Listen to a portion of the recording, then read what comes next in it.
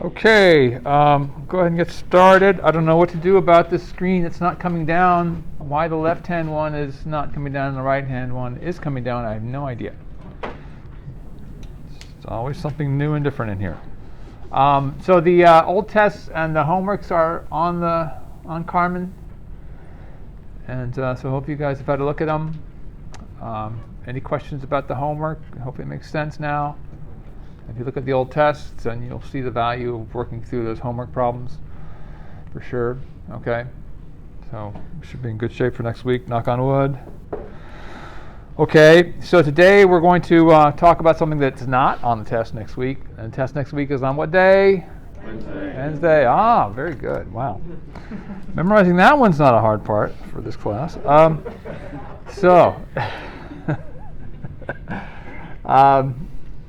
We're going to talk today about phase separation, and this relates in some way to what we've discussed a couple of times before. We talked about the polystyrene polyethylene blends and how they phase separate. And so this is part of that process. This is using phase separation for designer structures, basically. That's really where we're going with this today. Phase separation is something that we know how to overcome. For the polystyrene polyethylene, how was it overcome? You guys remember? We have big blobs of polystyrene sitting inside of polyethylene, or vice versa. It doesn't matter. It looks the same. Put in small pieces of both polymer that are like bonded together to make like a kind of like to help bond the two things together. Right. Now that a small amount of copolymer. Yeah. Of the polystyrene polyethylene, which is soluble in both phases, and that'll help bridge that gap that would normally form via phase separation. And if you had enough of it, then the phase separation disappeared altogether. All right, so today we're going to talk about what you can do when you deliberately want phase separation to occur. And you'll see that toward the end. We have some really wonderful, highly engineered nanostructures, I guess you could say. Glad I'm not taking that class. That's something that is a result of saying that phase separation exists. How can we control it? How can we produce something that has some unique properties using this process? And so first we have to consider some of the thermodynamics of this. And in this context, we begin with mixing polymers 1 and 2, or it really could be polymer plus solvent is another way of looking at it. We have a polymer that is trying to dissolve in another polymer. We think of that solvent as a carrier phase for that polymer. The line between solvent and polymer starts to blur when you start thinking about these different systems. It's one chemistry inside another. So using the phrase solvent starts to make sense. Did you need notes? No, I don't know why that's doing that. It's always automatically come down to the path. I don't know what the issue is here. And so we have these two systems that, when blended together, I feel the need to try to scooch over here somewhat. We can look at this change in mixing as the Gibbs free energy change. All right, and as before, it's delta H minus T delta S. And the change in enthalpy can be either positive or negative, depending on the affinity of one polymer for the other. But in most cases, and this should make sense, the delta S, the change in entropy, is always going to be positive, meaning that these polymers like to go into contact with the other polymer because that starts to open up different configurations. So even in the molten state, even in the amorphous state, we talked about this a little bit, those polymers can kind of fit together, and you blend them with something else, and they don't fit together much anymore. So the chains are happier in most cases. There are some exceptions, but in most cases, there's always a driving force that's based on that change in entropy associated with these mixed systems, assuming you can get them to mix. Okay, but there's a lot more to it than that, of course, or else we wouldn't have issues with phase separation. So for spontaneous mixing of two components, one, which is a solvent or a polymer, in most cases we think of those as the same thing, and two, which is the polymer, to be spontaneous, of course we must have the free energy of mixing being less than 1, and this is when things go perfectly well. And for, that's still visible to you guys over here? That's reasonable? All right. For a single-phase polymer solution, a single-phase mixture of polymer and solvent, when changing conditions such as temperature and concentration, it may result in phase separation. So we're going to talk a lot about both of these things today. Primarily for today, our control factor is temperature. And that should make sense to you. As we increase the vibrational aspects of the chains, you push them more towards mixing with other chains. Even though they may not like them at one temperature, heat everything up enough and things can start to mix because there's just so much energy available in these chain systems. They can overcome whatever dislike they might have for the other polymer phase. So what you can do then is, by control of temperature, and that's primarily what we're going to be talking about today, is take this single phase mixture, and depending on the proportions, you can have the polymer and the solvent either as the minor phase or the major phase. Right? So you can have polymer A inside polymer B, and that's the minor phase, or you can have polymer A inside polymer B where it's the major phase. Right? So you can switch these things around between these two different types of circumstances based on the amount of the two phases that are present. And so we sort of talked about this a lot when we talk about polystyrene. You know, polystyrene is not rubber on the outside; it's polystyrene on the outside, and then it's got rubber particles on the inside. All right, that's a good example of major phase polystyrene, minor phase rubber. Right? There's good reasons for that. You want the outside to be strong. Okay, so that should. And so, how we do this starts here. And so first off, we have the larger expression that relates to something besides delta H and delta S. Free energy of mixing is going to be, let me see if I can blow this up a little bit so we can all read it more easily, equal to Boltzmann constants KT times the quantity N sub 1, where N is kind of like a molecular weight. How many segments per chain are there? All right, and so this, as it turns out, plays a big role, and that higher molecular weights, you have issues with mixing versus shorter molecular weights. All right, so again, going back to the idea of temperature, molecular weight is going to counter some of those effects. As the chains get bigger and heavier, then it's going to take more energy to cause them to mix. So we think of N1 and N2 in this equation as essentially being molecular weight. All right, so that's one way of looking at this, and that's what people do. And then nu is shown here for both nu 1 and nu 2 as the relative amounts. All right, so it's like solids loading on polymer 1 and polymer 2. That's essentially all that refers to. And then the key thing that we need to think about is this chi1, the interaction parameter. And so that's how much they like or dislike each other. And so by using temperature, we are trying to manipulate whatever chi1 is so that we can achieve certain levels of phase separation. Right? So as we've already discussed, polystyrene and polyethylene, they hate each other. All right, so there's a chi there, but if we go to higher temperature, we can overcome that, and eventually they'll blend. Now what you guys saw in that microstructure, which I should probably trot back out again, is you get big blobs of one inside the matrix of the other. And so what we're going to talk about at the end of the lecture today is allowing some of that to happen, but rather than big blobs, you have tiny little particles of one inside a matrix of another. And as you'll see, we can tailor the shapes of those particles in really interesting ways that allow us to get to certain types of properties that are potentially significant technologically. And so what we end up with using this relationship is a plot of delta GM as a function of volume fraction. And so what we're seeing here is that plot, and we're varying the amount of polymer 2 in this context. And then what I need to define, because it's really hard to read, is the effect of temperature. And so what we're looking at here is 420, and that's the lowest curve here. So 420 degrees Kelvin, the highest temperature in the system. What we've got is, no, I can't talk to you right now, is the blending. And so we've gone to a very high temperature, and so the delta G is very negative. So it doesn't matter how much of polymer 2 is in this overall blend, they're going to mix very nicely. All right? So everything is well below 0 in this context. And so what we then do is start processing this or working with the melt at slightly lower temperatures and getting different levels of phase separation beyond that point. And what we can do, of course, is quench the structure to freeze those phase separations in place. We don't let those sit there.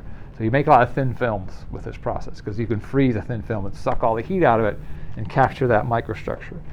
So we know that this green one is perfect blending. And then what we're looking at here at 405 is this curve, which looks pretty flat, but in reality is not. And we'll talk more about that later. And 390 makes this a little more obvious.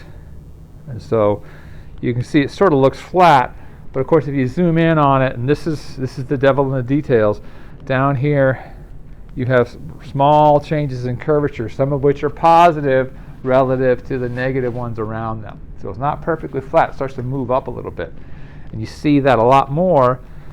Let's see, I'm running out of colors. Let me go to that one. 345, this guy, and then 300. What you've got going on in 300 is kind of like what we saw in that polystyrene polyethylene microstructure. It's positive, all right? So they might blend a little bit on the edges of these compositions, but then when you get to the middle, they're not going to blend at all right? So they're going to give you dramatic phase separation. So this is really, really bad phase separation here at 300 Kelvin, which is actually very low temperature to be processing a polymer anyway. Okay, but so this is the type of curve that we deal with, and what we're going to talk about here for a little bit more is what's happening at this very specific case. Turns out 405, which looks pretty negative, actually has some variations similar to what you see at 390, and they're a lot more obvious at 345. But what we're going to do is zoom in on 405 and look at the small changes in curvature, because that's what we're talking about to cause small changes in phase-separated microstructure. Okay, so let me scoop over here. At different temperatures, the same polymer system shows different curves. Okay, so again, we're using temperature as a control factor. At very low temperatures, in this case, what was 390, polymer cannot dissolve in the solvent, so you get instantaneous phase separation, at least when it's roughly equimolar amounts.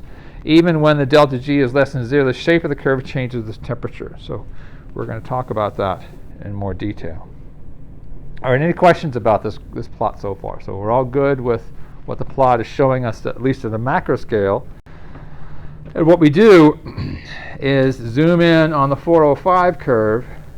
And so this is the one that is kind of flattish at the bottom. And if you start to zoom in on that 405 curve, you see small changes. And so everything out here is nice and negative. All right, we get good mixing. And then as we start to look at this curve more closely, so blowing up that prior curve, you start to see small changes that produce positive curvature. And this is where the useful phase separation occurs, because what you're looking at here is not negative mixing. Positive mixing means it doesn't want to mix anymore. And so by changing that temperature, we can enter into this regime when it's about 50-50, right there in the middle, and get these small areas of phase separation. And then you see we capture those downstream and produce useful microstructures based on that change. And so this is kind of chaotic here. The tangent to the delta G curve at P and Q points are the same, meaning that the slope is the same. All right, so as we change composition, the change in energy is the same. All right, meaning that these two areas are essentially in equilibrium. And so what that means, this is kind of weird. What that means is that we can get similar microstructures at P and Q, is what it boils down to. And so one end gives us one microstructure and the other end gives us the other microstructure, and we can control that based on temperature. And so we're looking at, this is a poor man's partial differentiation in the change in the free energy versus a partial of the change in composition is going to be equal to 0, meaning that this reaction leading to phase separation can proceed at that point. So any mixture having a composition between P and Q will then phase separate. Do you need notes back there? You got it. Okay. All right. All right. So for stable mixtures, for regions between, let me go back to this, C and P, which is from C to P, and from Q to D, those two guys, all mixtures are stable against separation in different phases. And so we haven't added so much of either polymer that they phase separate. But you get toward the middle, and they start to hate each other enough that they have the potential to phase separate. On the edges, even at the lowest temperatures, you saw things mix. But at these higher temperatures, we can start to tweak that. And so what we're looking at are what are called metastable mixtures for the PA and BQ regions. So that versus that, where A and B denote inflection points. The mixture will be stable against separation into neighboring phases, differing only slightly in composition, but not against separation into phases of compositions P and Q. So we can take this range of compositions and spontaneously divide them into compositions either P and compositions Q. All right, and that's what you're going to see in these microstructures. P and Q separating and giving you these really intricate structures.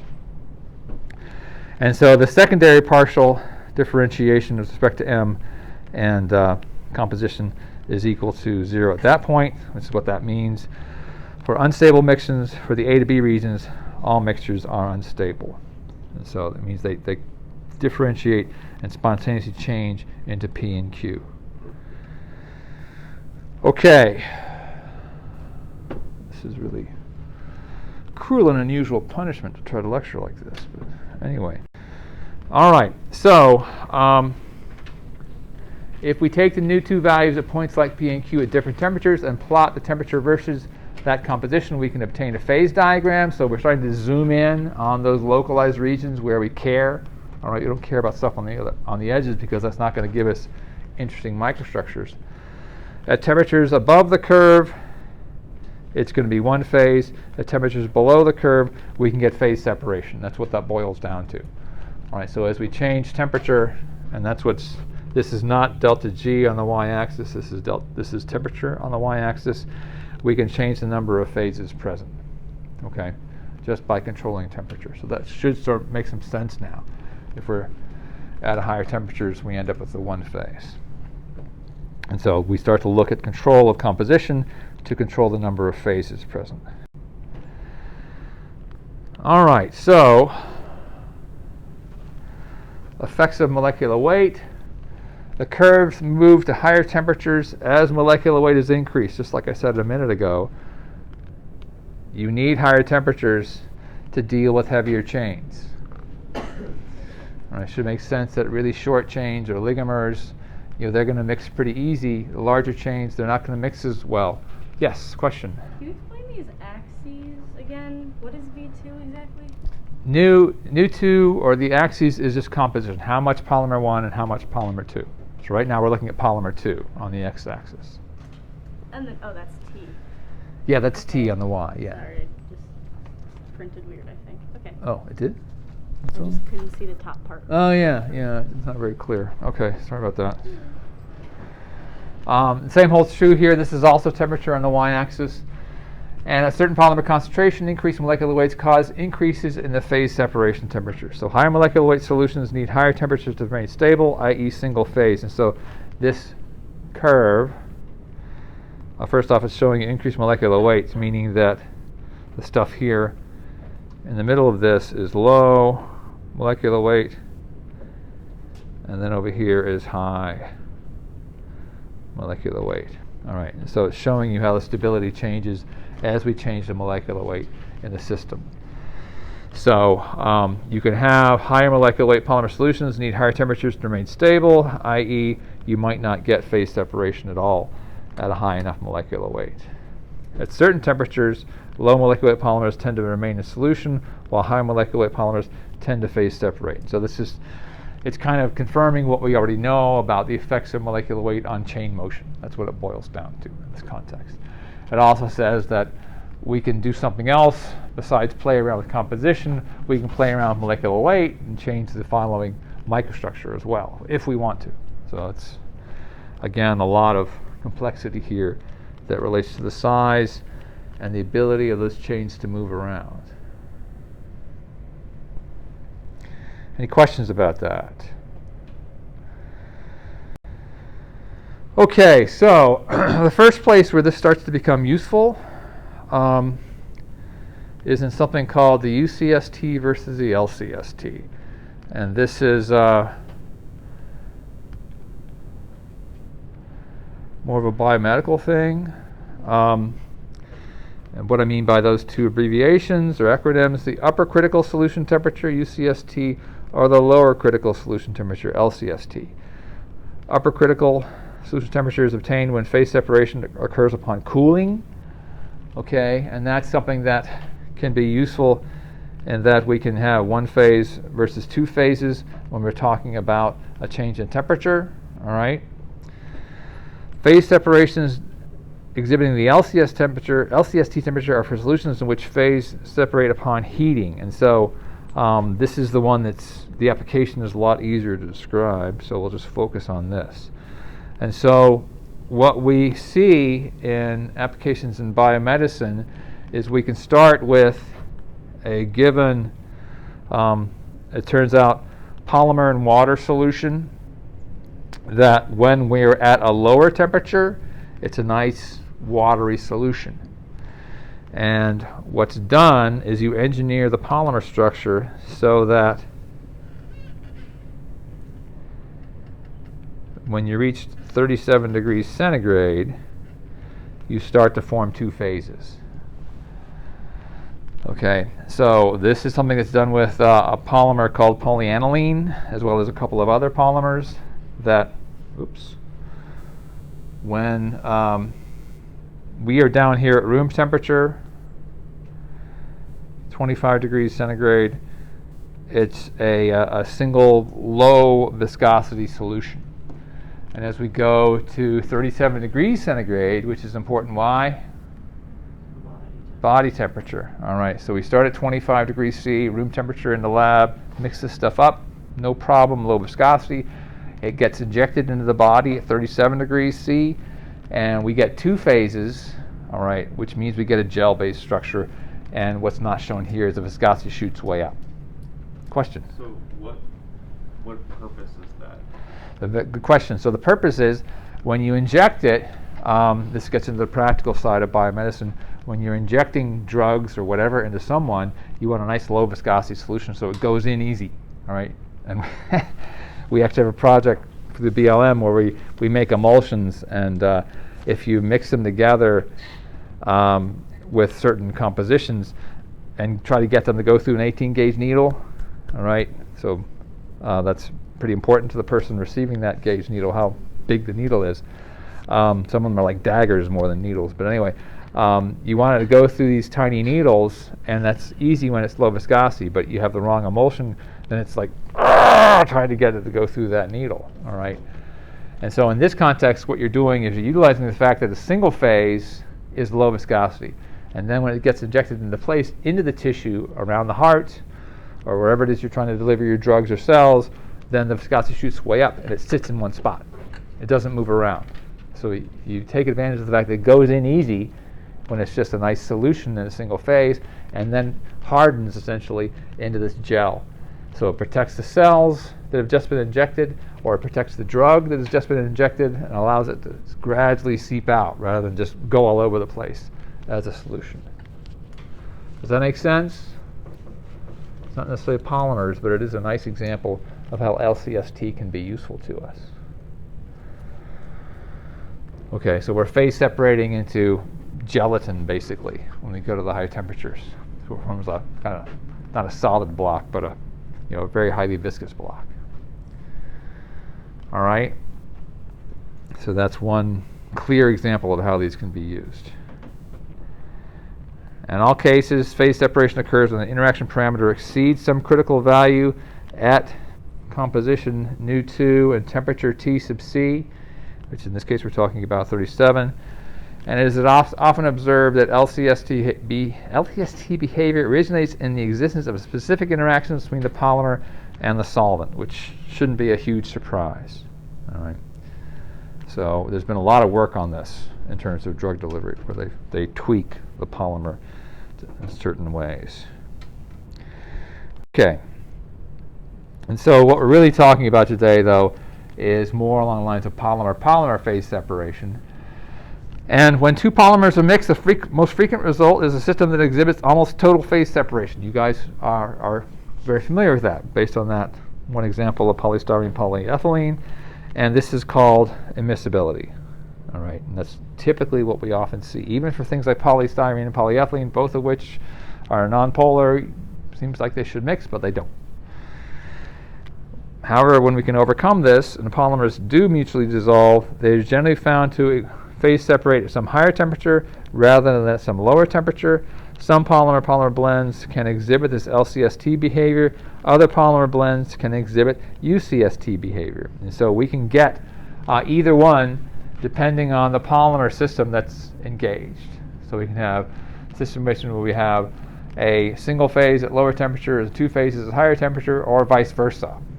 All right, so I don't want to muddy the waters, but just take my word for it, you can get either one depending on how you mix these polymers together and what polymers they are. Any questions about that? So hopefully that makes some sense. And so this is kind of going beyond where we started. You can get this delta G based mixing behavior to go either way depending on what systems you're dealing with.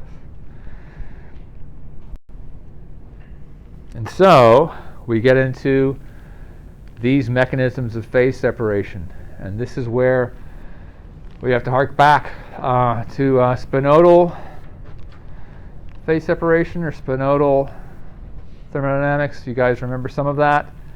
It's something that they talked about in phase diagrams class.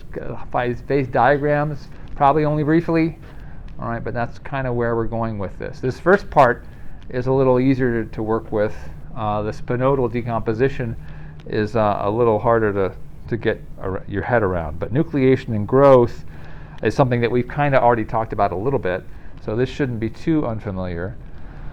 This involves, with these polymer mixtures, they're at a certain temperature, and you are either slowly cooling or slowly heating. All right, we can go either way, as we just discussed, to get the microstructures that we want. And when we're doing this, there are small variations in temperature, and those are what kick off these events of nucleation and growth. All right, and so as the temperature is slowly changing, some initial fragment of the more stable phase forms. All right. The free energy determined by the work required to form the surface in the system. All right, so we go from a homogeneous, fully mixed system to something that has A inside of B, or discrete blobs of A, or P and Q, as we remember from the delta G curves, inside some other matrix. And so for that process to start, we have to form first off the surface, which didn't exist previously. That requires energy payment. But then inside of that, we have the volume, and that's usually where the enthalpy is winning. All right, so that's this kind of trade-off between volume and surface is being achieved, and you form something that is going to give you a stable precipitate. That's what we're trying to show here. We get dots of something, P or Q, those delta G diagrams, inside the overall matrix. Okay? And so this has, again, the surface and a volume, and the balance between the energy paid to make the surface exist where it didn't before, and the enthalpy gained by the interior transforming to something else is what allows this process to go forward. And so the concentration in the immediate vicinity of the nucleus is reduced, and diffusion is downhill, and that's the easier thing to understand. I'll talk about uphill, which makes no sense in a minute. And so you're forming this new phase that I'm outlining in green. All right. And then what's happening is you have these Recall the easily crystallized subunits. Remember that whole discussion from before? That's what's happening here. Easily crystallizable subunits are migrating to that nucleation point and growing this phase inside of the overall matrix. And as time goes by, that growth continues, and the blobs that are forming inside the overall matrix are growing. We still have that downhill diffusion of the easily crystallized subunits, and eventually you get something that has visible, quote unquote, at least under the microscope, images of separation, phase separation in the overall matrix. And so this involves this diffusion is going downhill, droplet size increased by growth initially, and requires some activation energy in the process. All right, and so that's the nucleation and growth phase separation. And then we get to the much less logical one. So have you've seen metastable structures, right? Metastability, all right? That's kind of, it's in all this involves that metastability argument. And in this context, we still have small amplitude compositional fluctuations that are triggered by small variations in temperature. However, and this is where it gets wonky, amplitude of wave composition fluctuations increases with time, and diffusion is actually uphill from the low concentration diffusions into the domain that is forming these new phases. And this is a negative diffusion coefficient, which doesn't really make a lot of sense, but it's driven by the thermodynamics of this process of spinodal decomposition that's occurring here in the middle of this curve. It's an unstable process, so we have this metastability, rears its ugly head. We don't need any activation energy, and the phases are interconnected at the early points in the process. And so what you're looking at is this uphill diffusion of the products of phase separation into these regions, and because of it's not a highly defined interface over which this occurs, it can occur everywhere simultaneously and connect these structures, forming something that is very different in terms of its overall structures than what we saw before, which made some sense. And so this is the process of spinodal decomposition at work here, and it's something that can be used to make these different types of structures. And these are some examples of that. And so we can get characteristic microstructure for these two different phase separation mechanisms. And so what we're looking at here in this context, on the left-hand side, obviously nucleation and growth. On the right-hand side, obviously spinodal decomposition. All right, so we have wave-like on the right and these nice defined precipitates on the left. And how this is done is interesting. It's a pretty nice experiment. You start with polystyrene, which has a fraction of about 0.8 polystyrene, and you blend it with brominated polystyrene. All right, so it's the same polystyrene at the beginning, but then you expose some of that polystyrene to bromine, which goes in there and starts to bond with the polystyrene. The nice thing about this is the molecular weight is the same between both phases. And so molecular weight is not at work here. This all has to do with bromine, its presence, and how it drives this phase separation into these little islands of the brominated material surrounded by polystyrene. Okay, and so that's what this looks like. And so this structure, as shown here, will have slightly different properties than the normal polystyrene. All right, so that's where this starts to become useful. In contrast, if you take the same blend of polymers, the same polymers, but blend them at different proportions, in this case half and half, you get these wave-like structures instead. And so obviously you can see that these interconnected spinodal decomposition structures have formed, and you're going to get probably a bigger change in mechanical properties as a result. Okay, does that make sense?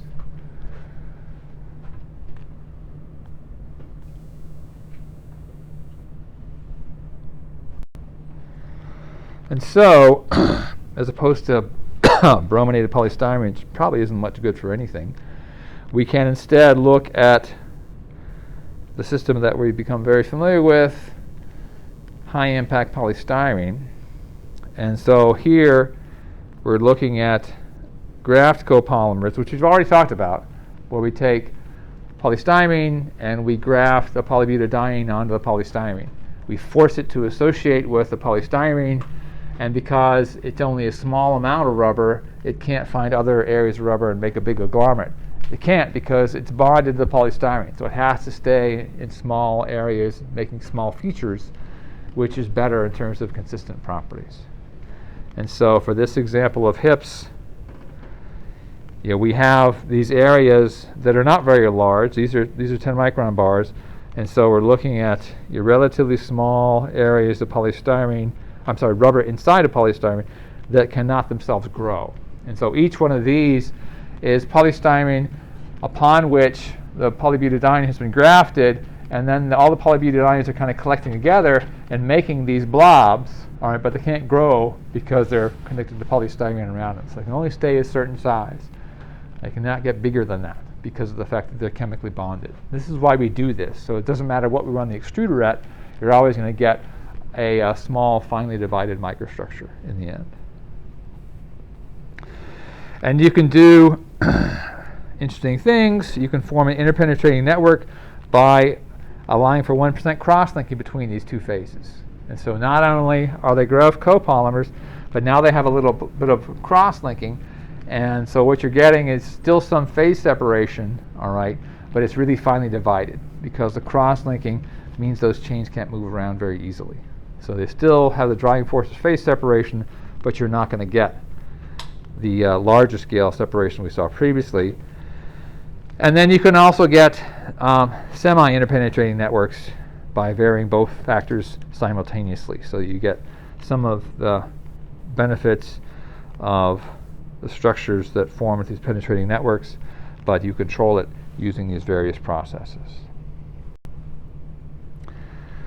Okay, and so a lot of this, as you've already seen, is driven by the use of block copolymers. And of course, we've already talked about what that means.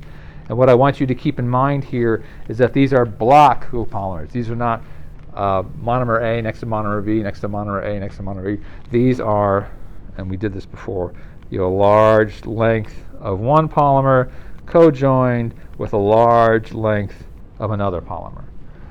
Okay, so it's not a little bit of one and a little bit of the other next to each other.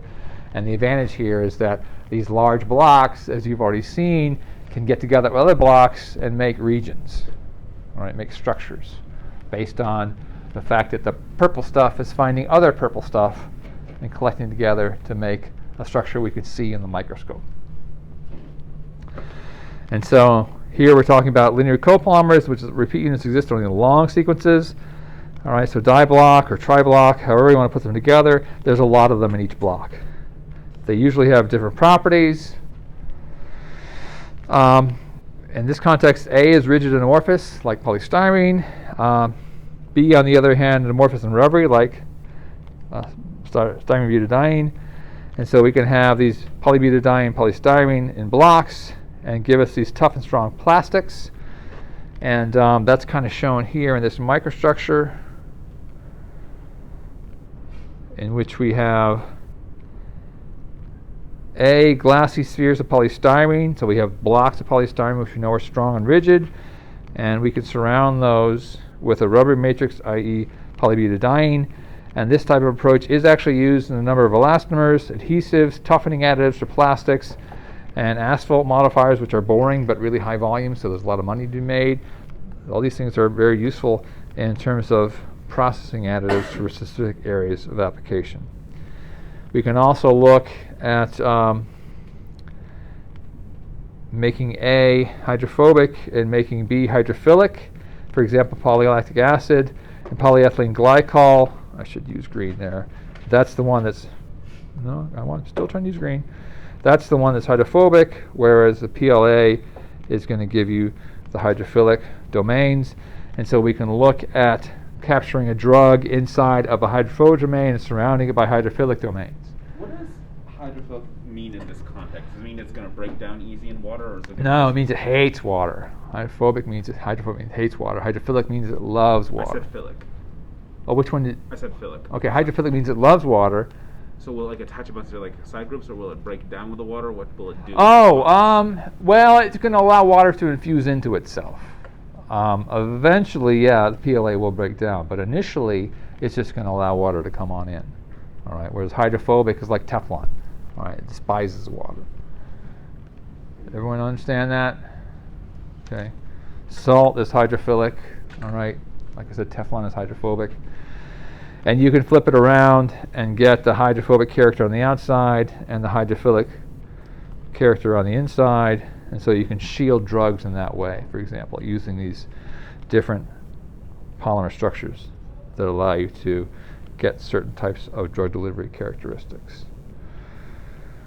Okay, any other questions? And then where it gets really cool, beyond just making blobs of one and blobs of the other, is you can combine different properties of homopolymers and produce chemical bonds between two otherwise immiscible polymers that increase their miscibility. You can impart other properties besides the rule of mixtures properties. And so that's something that you guys are familiar with, rules of mixture, that usually works for a lot of different things, but the big holy grail in this area is to go beyond rule of mixtures. Can we make something that is not rule of mixtures, is above either endpoint, all right, rather than just blending between the two? That's kind of what people do a lot of with polymers, is try to get beyond the tyranny of rule of mixtures. And so with these block copolymers, they can undergo phase separation, as we've discussed. All the some next are there. But what we can do with block copolymers is control the polymerization so that we get defined regions. And so this is just an example of that, where we have these types of polymers that are block copolymers. We have blocks of A and B, all right? And what they do is they self-associate in such a way that you start to form columns or sheets of one part of the block copolymer surrounded by other parts of the block copolymer. And so hopefully you can rationalize that this requires very exquisite control of temperature to make this process works. But if you give it enough time and allow for these guys to start to phase separate, you can start to make these structures based on the size of the blocks that are in the block copolymer. They can find each other, they can line up and start to form these visible structures based on the fact that there's a certain length and there's a certain time that's providing the energy necessary for this phase separation to occur. So rather than big old blobs, we're now trying to get these very precise engineered microstructures. And so the classic example of this that people like to work with because it's always useful, you can get, of course, spheres dispersed with a continuous matrix of the longer block. So SBS, polybutadiene, is continuous phase, polystyrene is dispersed phase, and we've kind of already seen this, one inside the other. But where it becomes really cool is when the blocks are about the same length, and you can get totally different structures. And so this again is a polybutadiene and polystyrene, and what you're getting on one side is you're getting discrete blobs of one surrounded by tubes or sheets of the other. All right, so you're getting these two-phase structures in which you allow for some of the segregation to occur and such that it grows and gives you these lamellar forms of phase separation occurring inside one versus the other. And note that this is a 1 micron bar, so this is really tiny. All right, everything here is very, very small, but you can achieve the phase separation by controlling the copolymer size and distribution. And over here you get mostly the tubes or sheets that are forming in one phase versus the other. Okay, and so this is where it gets really interesting, and there's a lot of potential applications in the consumer market for polymers that have these types of structures. Obviously the microstructure of this is going to be very different from something that's truly just mixed. Okay, any questions about that? All right, so make sure you all get a chance to look at the homework and work through those problems and hand them in on Monday in one form or another. And get used to your calculator muscles again if you haven't used them in a while. You'll need them. All right. If there's nothing else, I'll see you guys on Monday.